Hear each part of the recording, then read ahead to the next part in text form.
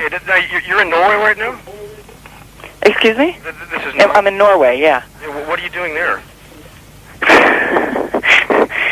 You sound really puzzled. Yeah, what am I doing? I've never called Norway before. Oh, I'm doing a promotional tour around Europe. Is that right? Yeah, so I'm here in Norway doing press and TV show and stuff. Uh-huh. I didn't know you had a following in Norway. Well, apparently I have some followers, I suppose. Mm-hmm. And are you traveling throughout Scandinavia? Well, I've just, let's see, I left home in August, and I've been to Spain and Italy and Germany and Holland and Brussels and Germany, and now I'm in Norway, and I'm going on to Sweden, and then I'm going home after that. Good Lord, well, lucky you. Yeah. Yeah. Yeah, it's hard. I've been doing up to 12, 13 interviews a day. Mm-hmm. Yeah, I guess I am lucky. It's been very intense, but it's fine. Uh-huh, but you're pretty interviewed out by this point, I suppose. Well, not really. It depends. Okay, well. I won't worry about it. With that in mind, the first question here is about Mitchell Froom. How did you, why did you start working with him? I started working with him because I liked his other productions. I liked his work with Richard Thompson. Mm-hmm. He produced Richard's last album, and I heard it, and I thought it was very interesting. And that's sort of the short answer. Is that I thought he had very unusual production styles. Oh, really? Well, when we hear the name Mitchell Froom, I guess we sort of think of somebody who keeps things as simple as possible. I don't know if that. What I liked about him was that, first of all, I liked the people that he worked with, mm-hmm. and each album that he did sounded different. The Crowded House record sounded different from Elvis Costello, mm-hmm. which sounded different from the Chrissie Hynde record, which sounded different from the Richard Thompson record. And then I could hear on the Richard Thompson record that that he wasn't afraid to mix styles. Mm-hmm. Richard Thompson is thought of as a folk singer in many parts of the world, but I could hear from Richard Thompson's record that Mitchell Froom wasn't afraid to mix up certain kinds of sounds, and that he didn't seem to approach making records with any specific kind of formula. Mm-hmm. So I sent him a demo tape of some of the songs that I had worked on last fall, and I sent this demo tape to 3 different producers, and Mitchell came back saying that he really liked the songs, but he didn't like the production, and that it could be a lot more vivid and a lot more, what was the word that he used? Unusual. And I agreed with him. So I asked him how he was going to make it more unusual, and he gave me several specific reasons.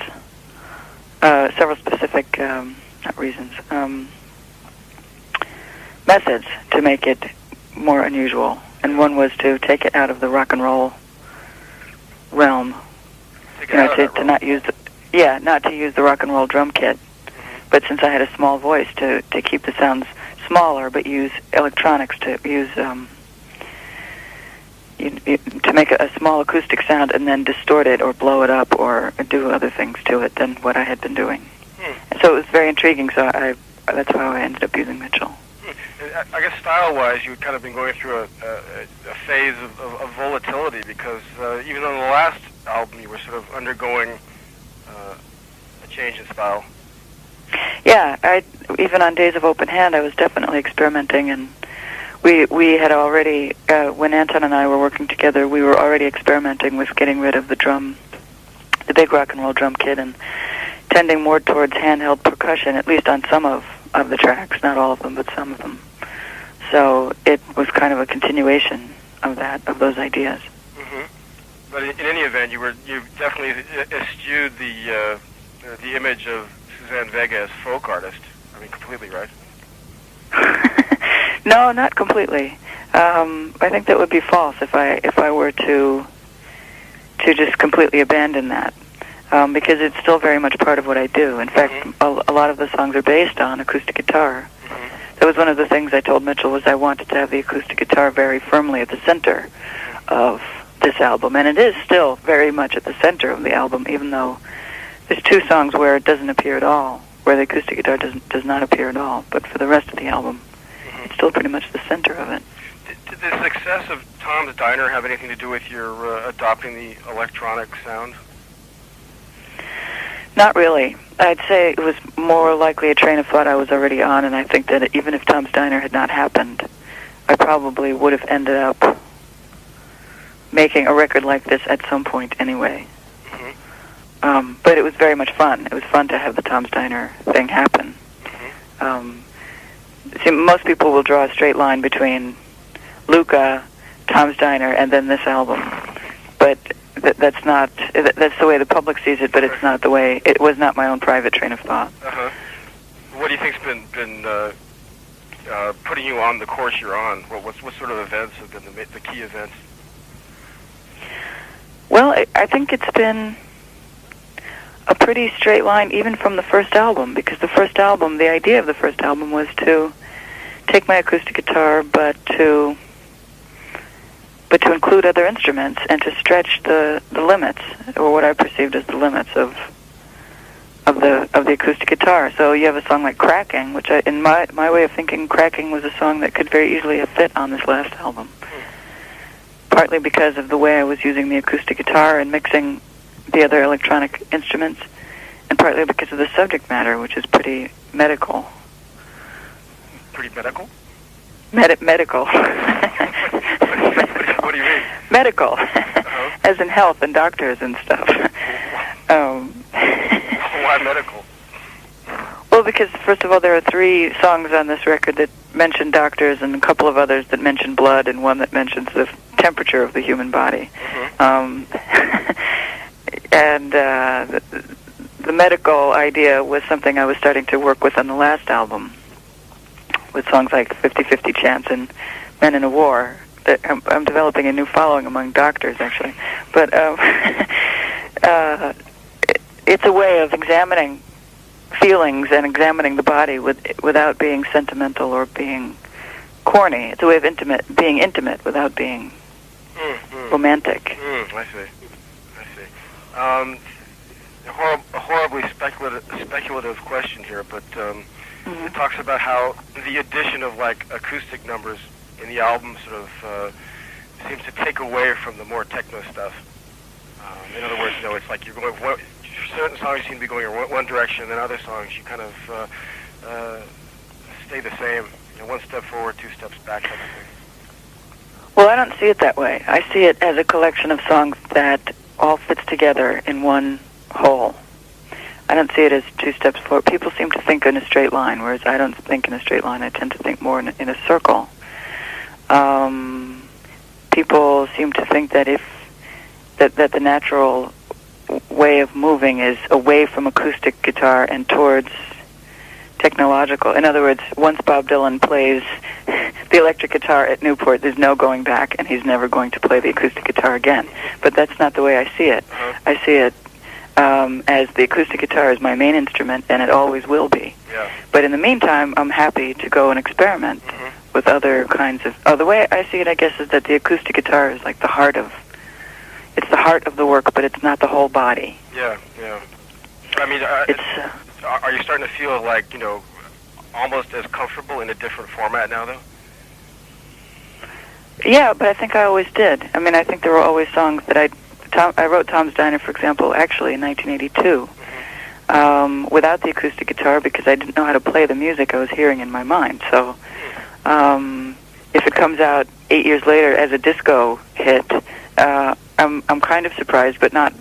I'm not blown off. I'm kind of surprised, but not entirely. So, yeah, I suppose I'm beginning to feel more comfortable in other formats. But I just love the acoustic guitar, and to me, I don't make any apologies about going back and forth. The way I've always seen it, even from the first album, is that the acoustic guitar is a tool. You use it for certain things. It doesn't define the whole thing that I like to do. There's a question here about Mitchell Froom and his not his coterie, but the people. I guess the people who he involved in the recording of the album. He was responsible for David Hidalgo, I guess. Yeah. And Jerry Morano. Well, he was responsible really for all the musicians. Oh, is that right? Yeah. Well, because first of all, he has a tendency to like to form, I think, a musical community around him. This is what I've sort of noticed. He doesn't just do one album; he'll do three. So he did the Los Lobos. I don't know how many records he's done with Los Lobos, but he's definitely worked with them a lot over the last 5 years. And he's worked with Richard Thompson, and he worked with he's worked with all these musicians before. But he examined each song and decided to make a list of musicians that he thought would be good for that particular song. And we would discuss each song, and he kind of cast each song as though it were a movie of some kind. We would discuss what each song was going to sound like and the influences of people that I had been listening to, people like Elvis Costello. And so we decided on an approach beforehand for each song. And he would explain to me why he thought it would be good to use Bruce Thomas and Jerry Morata, and that it would set up a certain kind of tension to have these two musicians playing with each other, because they had never played together before. Yeah, so it was interesting. Well, it wasn't as though he just grabbed them, brought them in. We discussed everything beforehand. In the case of each song, did the scenario work out as he had planned it? Yeah, it did. For example, in Fat Man and Dancing Girl, there's a different bass player than there is for Blood Makes Noise, because he decided that Fat Man and Dancing Girl needed a greasier kind of sound.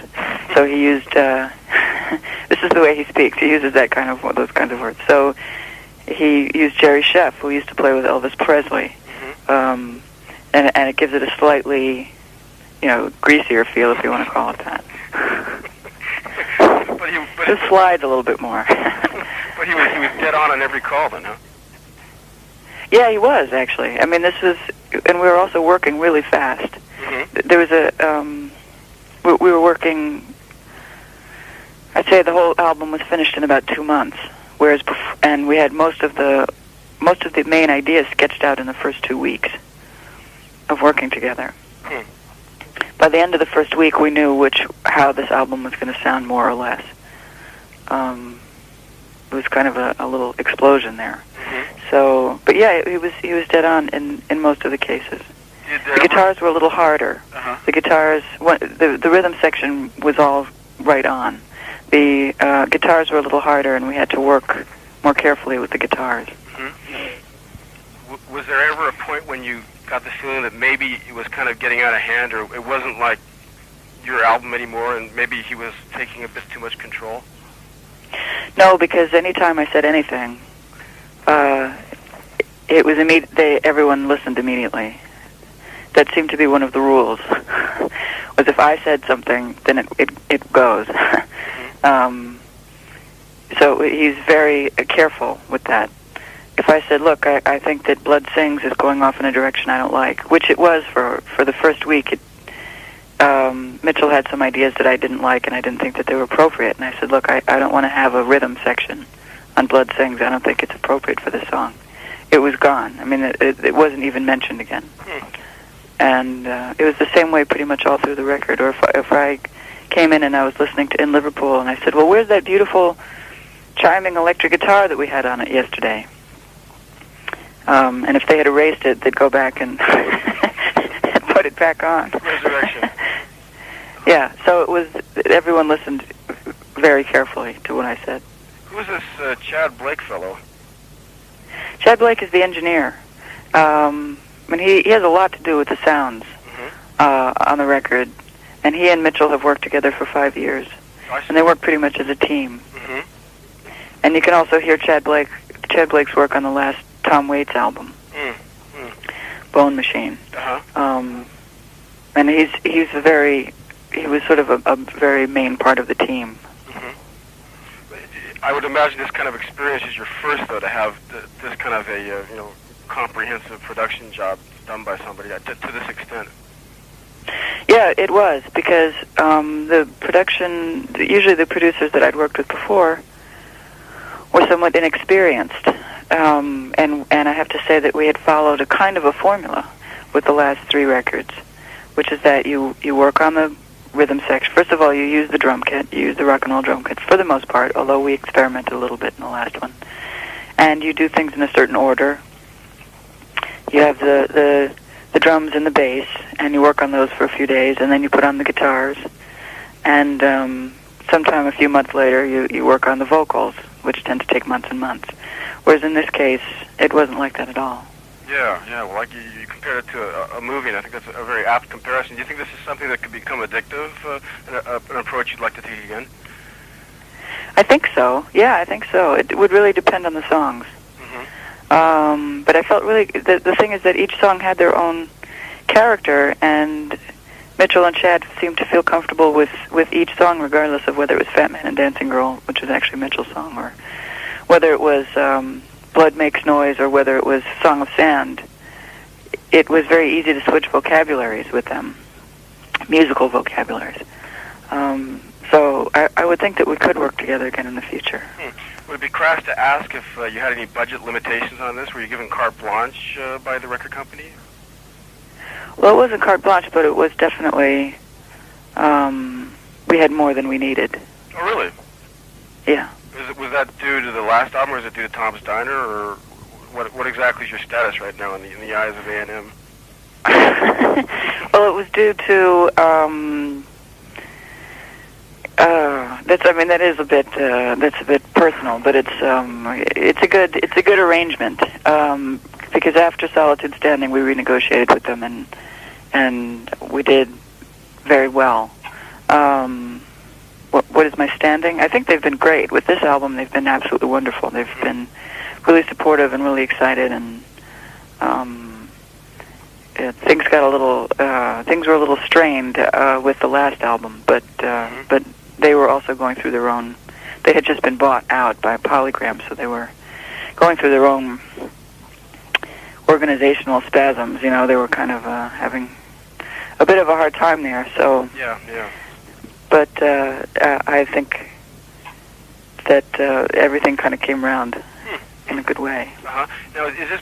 But it was not a very It was not an expensive album to make it, and it was not. It's not as technological as it sounds. A lot of it is organic sounds that were distorted by Chad.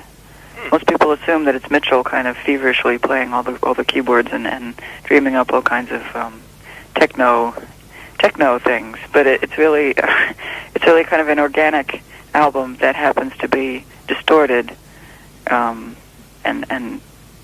twisted in certain ways. And I suppose also that studio time is proportionate to cost there, so by dint of the fact that you finished it so quickly, you saved a lot of money. It's true, although we weren't working in very expensive places either. That seemed to be the mentality of this album, was to work in cheap places, or if we had the opportunity to work in a big expensive place, we chose the cheaper, more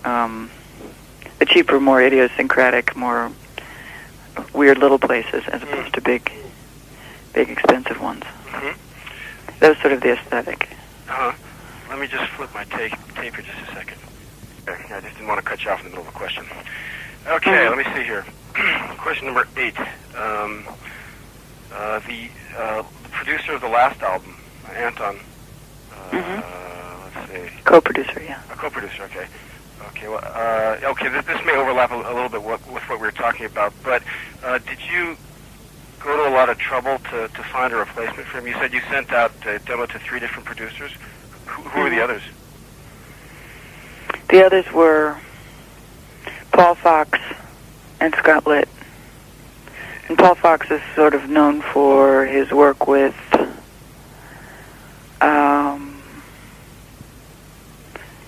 XTC and the Sugar Cubes. And he's got a very long list of people that he works with. And then Scott Litt is known mostly for his work with REM. And you just chose them because you like those particular albums by those artists? Yeah, and I like the kind of sensibility that they...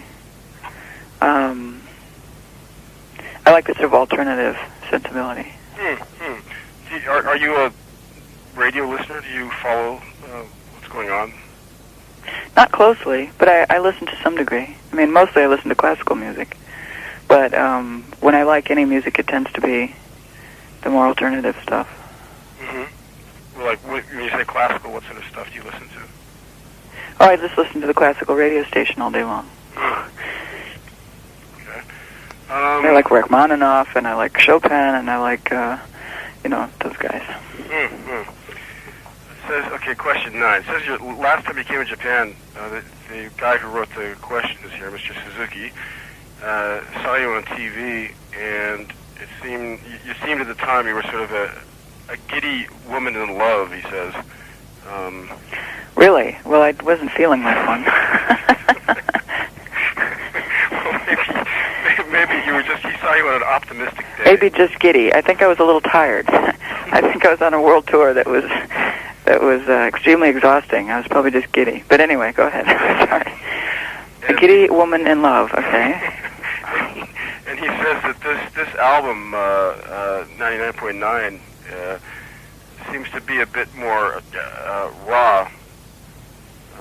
It handles a bit more raw. It handles emotions that are more raw. There are themes that deal with emotions that are a bit more open. And he wants to know: I don't know if this is fact now. But he says, does your having ended your relationship with Anton, did it have any effect on your songwriting? I see. We're getting to the point here. 8. What can I say? Question 9. This is the tough. That's okay. It's certainly not any worse than some of the ones I've been fending off. Did it have any effect on my songwriting? Not really. I don't really write songs about specific relationships.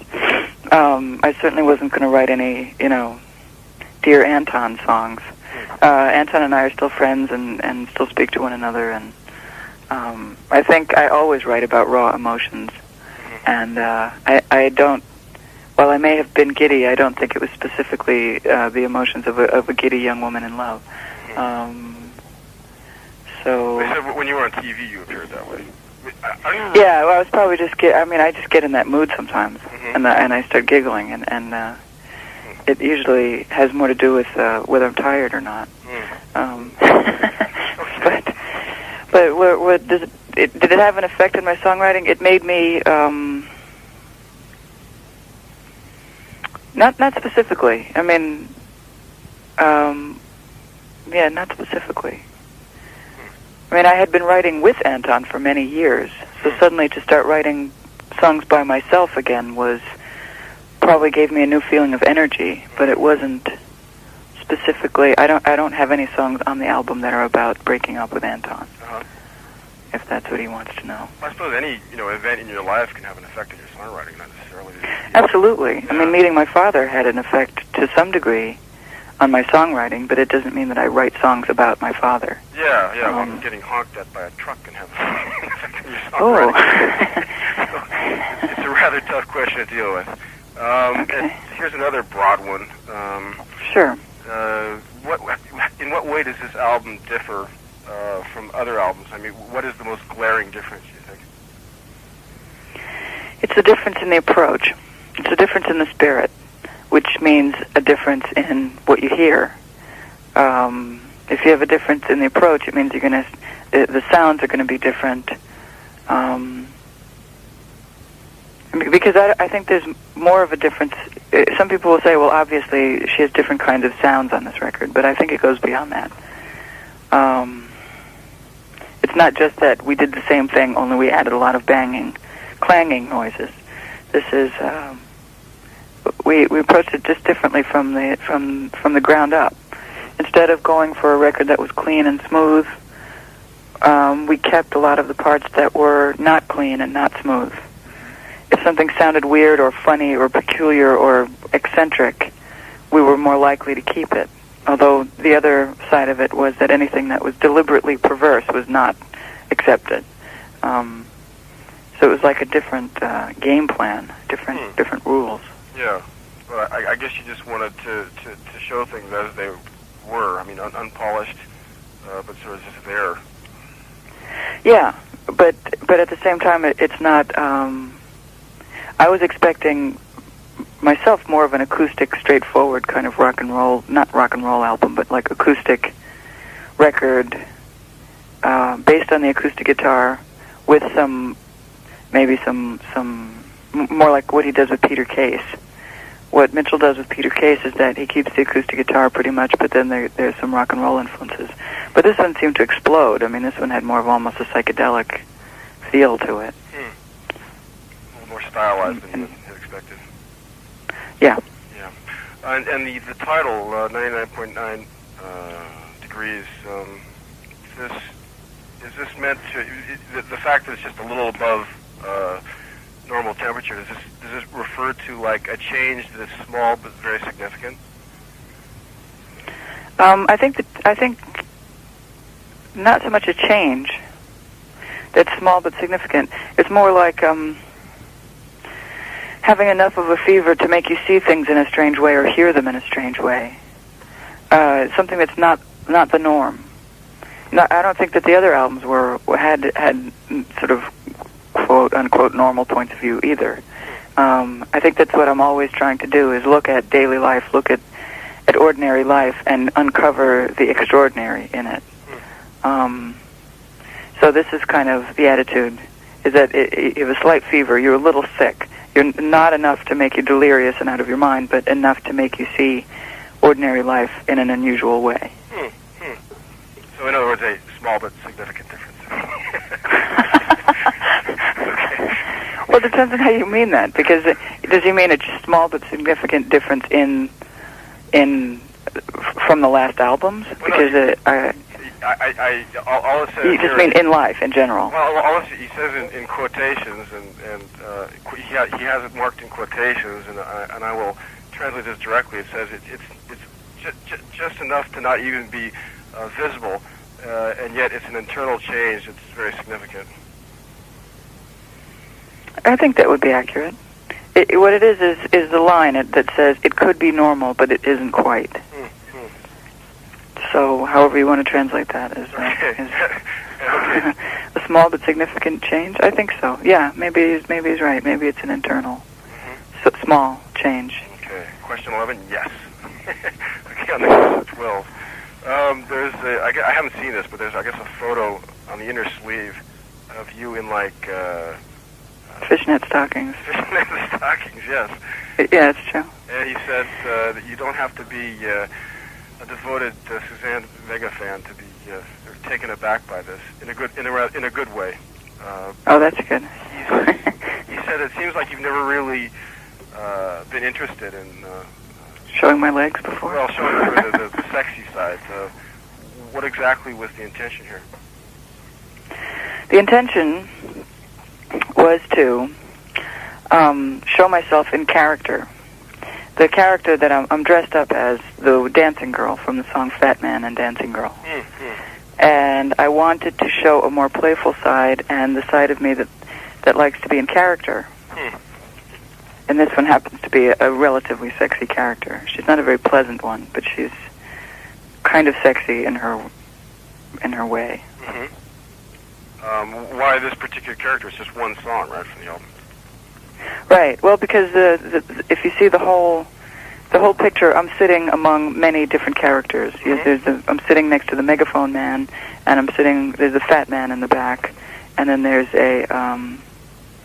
I wanted to use it to illustrate that song, which in turn to me illustrates the whole album, because the whole album is filled with strange characters. And the feel of it is kind of like a very disturbing vaudeville show. It's like a disturbing vaudeville show, like a traveling circus if it was photographed by a Diane Arbus, which to me has the feel of the whole album. The whole album has these strange characters on it and unusual, strange characters. So I wanted to me it described the feeling of the album. And the other thing is that I've been a dancer for 10 years, and I don't know. I guess I just felt it was time to put on my dancing girl outfit. I thought you were going to say you've been a dancer for 10 years, so it's time to show off those legs. Well, you know, I don't know. I guess I felt if I was ever going to show my legs, now would be a good time. Okay. I mean, I'm 33 years old. I figured I'm at a good age in my life, and if I was going to show my legs, I suppose I should do them now.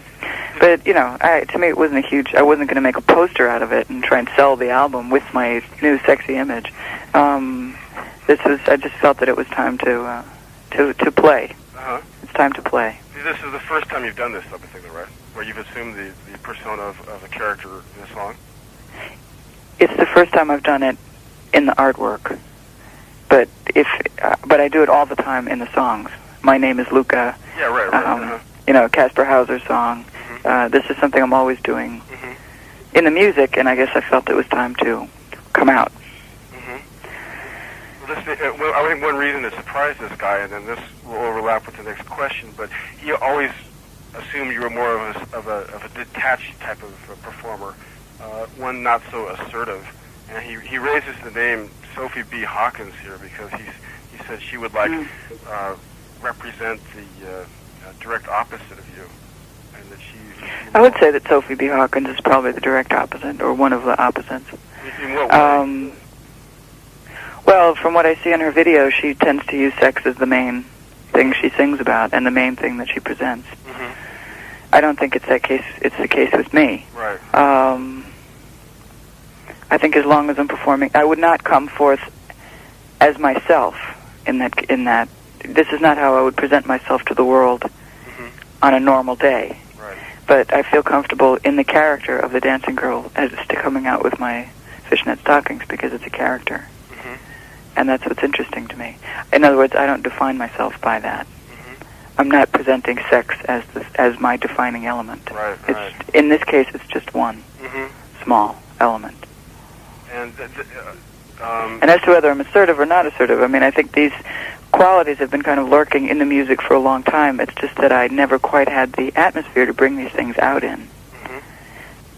That's the thing most people don't realize. Most people in the public assume that if you're presenting something different to them, you must have changed in some radical way, whereas the way I perceive it, you know, it's the thing between the linear way of seeing life and the circular one. I feel like I've had those things within myself since I'm 7 years old. It's just a question of how do you create the right atmosphere to bring those things out in. Why was the time now, though? I mean, what? Why are we at the station? Because we worked in a different way. Because,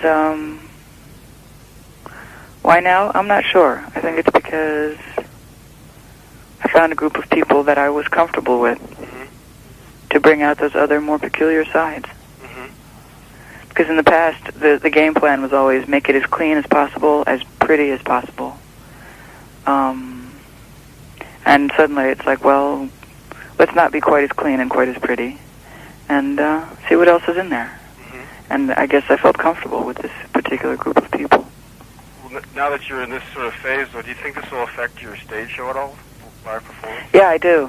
I think there will be a time. There's a part of the show that I will play with my acoustic guitar, and then there might be a part of the show where I put the acoustic guitar down, which I had done on the last show.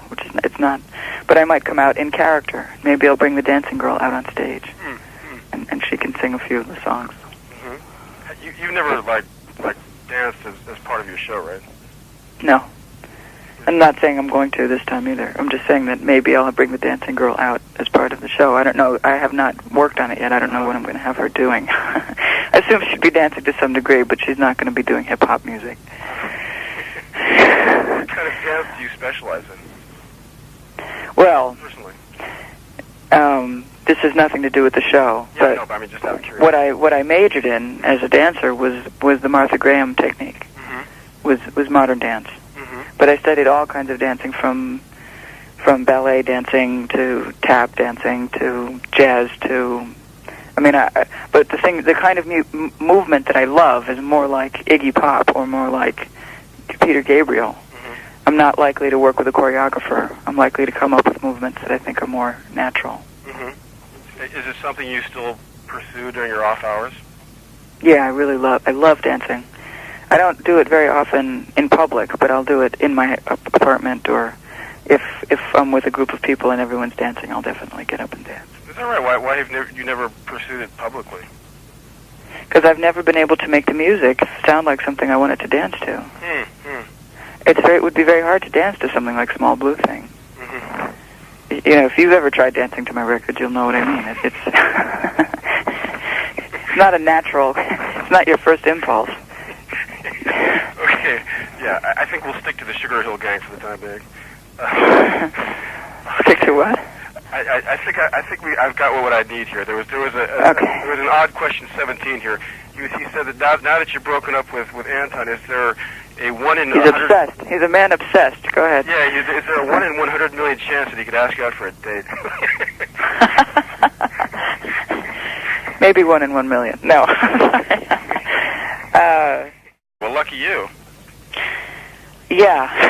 Yeah. Yeah. It's hard. It's been doing. I've been doing up to 12, 13 interviews a day. Yeah, I guess I am lucky. It's been very intense, but it's fine. But you're pretty interviewed out by this point, I suppose. Well, not really. You know, it depends. Okay. Well. I won't worry about it. With that in mind. Right. The first question here is about Mitchell Froom. How did you? Why did you start working with him? I started working with him because I liked his other productions. I liked his work with Richard Thompson. He produced Richard's last album, and I heard it, and I thought it was very interesting. And that's sort of the short, not to use the rock and roll drum kit, but since I had a small voice, to keep the sounds smaller, but use electronics to use to make a small acoustic sound and then distort it or blow it up or do other things to it than what I had been doing. And so it was very intriguing, so that's how I ended up using Mitchell. I guess style-wise, you've kind of been going through a phase of volatility because even on the last album, you were sort of undergoing a change in style.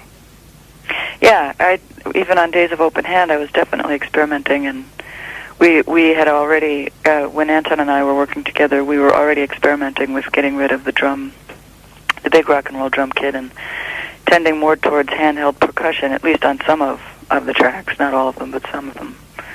So it was kind of a continuation of those ideas. Okay, now you're in Norway right now? Excuse me? This is Norway? I'm in Norway, yeah. What are you doing there? You sound really puzzled. Yeah, what am I doing? I've never called Norway before. Oh, I'm doing a promotional tour around Europe. Is that right? Yeah, so I'm here in Norway doing press and TV show and stuff. I didn't know you had a following in Norway. Well, apparently I have some followers, I suppose. And are you traveling throughout Scandinavia?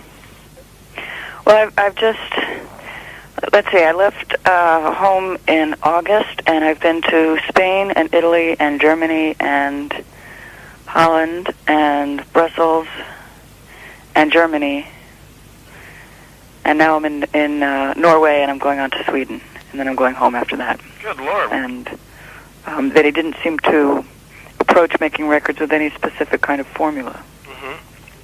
So I sent him a demo tape of some of the songs that I had worked on last fall. And I sent this demo tape to 3 different producers, and Mitchell came back saying that he really liked the songs, but he didn't like the production, and that it could be a lot more vivid and a lot more, what was the word that he used? Unusual. And I agreed with him. So I asked him how he was going to make it more unusual, and he gave me several specific reasons.